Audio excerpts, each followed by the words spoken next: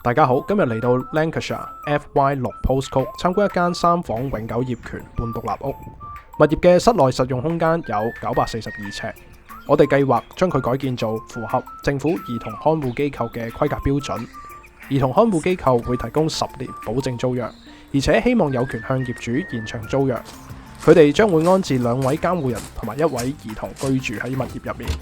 樓價連埋改建成本195000鎊，可以收到每年保證租金23400鎊，將近2倍嘅 LHA rate。佢哋亦都會包晒所有水電煤管理費、所有維修，唔會有空置，淨租金回報有12%。